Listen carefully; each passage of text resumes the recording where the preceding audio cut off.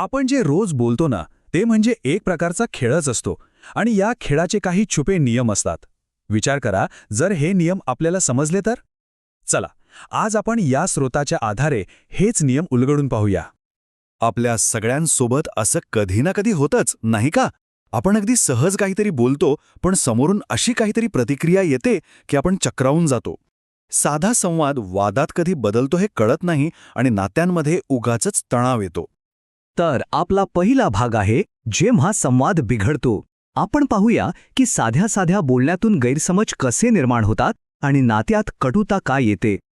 जरा विचार करा, जर आपल्या प्रत्येक संभाषणामागे एक छुपी रचना असेल, एक कोड असेल, जो आपल्याला हे समजायला मदत करेल की संवाद नक्की का आणि कसा बिघडतो, तर किती सोपं होईल नाही का? आणि हो, असा एक कोड खरोखर अस्तित्वात आहे. चला तर मग आपण ही पद्धत समजून घेऊया, जी आपल्या संवादांमधले हे छुपे नमुने उलगडायला मदत करते. तर या कोडचं नाव आहे आंतरक्रियात्मक विश्लेषण किंवा transactional analysis. Doctor Eric Berne यांनी हे तंत्र विकसित केलंय.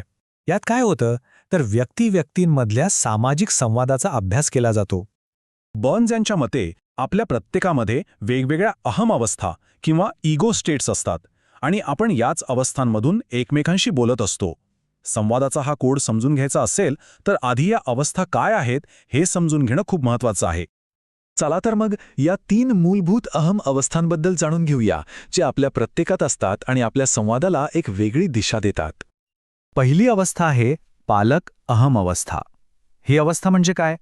तर आपल्या आयुष्याच्या पहिल्या 5 वर्षात आपण आपल्या आईवडिलांकडून, शिक्षकांकडून किंवा इतर मोठ्या व्यक्तींकडून जे काही पाहिलंय आणि ऐकलंय, म्हणजे नियम, वागणूक, हे असं करायचं, ते तसं नाही करायचं, ह्या सगळ्याचं एक मनात साठवलेलं रेकॉर्डिंग आहे. ही वाक्य ओळखीची वाटतात ना? हे करू नकोस, ते तसंच करायला हवं, शिस्त पाळीच पाहिजे, हे सगळे आवाज आपल्या आतल्या पालक अवस्थेतूनच येतात. हे नियम आपण लहानपणी प्रश्न न विचारता स्वीकारलेले असतात. सोप्या भाषेत सांगायचं झालं तर ही आपली शिकवलेली बाजू आहे, जी आपल्याला सतत काय बरोबर आणि काय चूक हे सांगत असते.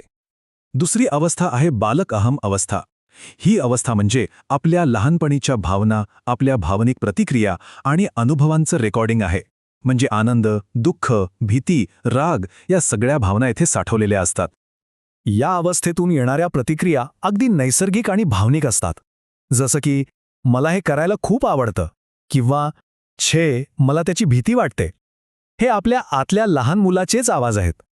थोडक्यात सांगायचं तर ही आपली अनुभवलेली बाजू आहे, जिथे आपल्या सगळ्या भावना आणि नैसर्गिक प्रतिक्रिया साठवलेल्या आहेत. आणि तिसरी सगळ्यात महत्त्वाची अवस्था म्हणजे प्रौढ अहम अवस्था. ही आपल्या व्यक्तिमत्वाची तर्कशुद्ध आणि विचार करणारी बाजू आहे. तिचा काम काय? तर पालक आणि बालक या दोन्ही अवस्थांकडून येणाऱ्या माहितीवर प्रक्रिया करणं आणि मग विचारपूर्वक निर्णय घेणं. या प्रौढ अवस्थेचं काम खूपच महत्त्वाचं आहे बरं का. ती काय करते? तर पालक अवस्थेतून येणाऱ्या नियमांची आणि बालक अवस्थेतून येणाऱ्या भावनांची सत्यता पडताळते. उदाहरणार्थ, पालक अवस्था म्हणेल, आगीशी खेळू नकोस, तर प्रौढ अवस्था विचार करेल, हो, बरोबर आहे, कारण त्यामुळे भाजण्याची शक्यता आहे. ही आपली विचार करणारी ओळख आहे. ठीक आहे, तर आता आपल्याला या 3 अवस्था माहीत झाल्या आहेत. आता हे पाहूया की प्रत्यक्ष संभाषणात किंवा आंतरक्रियेत या अवस्था एकमेकांशी कशा बोलतात. इथे आपण 2 प्रकारचे संवाद पाहू शकतो. डावीकडे आहे पूरक संवाद. इथे एका व्यक्तीने प्रौढ अवस्थेतून प्रश्न विचारला, किती वाजले आहेत, आणि दुसऱ्यानेही प्रौढ अवस्थेतूनच उत्तर दिलं, 3 वाजले आहेत. संवाद अगदी सरळ आणि यशस्वी झाला. पण आता उजवीकडे बघा. इथे संवाद छेडला गेलाय. एका व्यक्तीने प्रौढ अवस्थेतून विचारलं, माझ्या चाव्या कुठे आहेत, पण दुसऱ्या व्यक्तीने थेट पालक अवस्थेतून टीका केली, तुम्ही अधिक संघटित असायला हवं. इथेच संवाद बिघडतो आणि वादाची ठिणगी पडते. म्हणूनच यशस्वी संवादाची गुरुकिल्ली हीच आहे, समोरची व्यक्ती कोणत्या अवस्थेतून बोलत आहे हे ओळखायला शिकणं.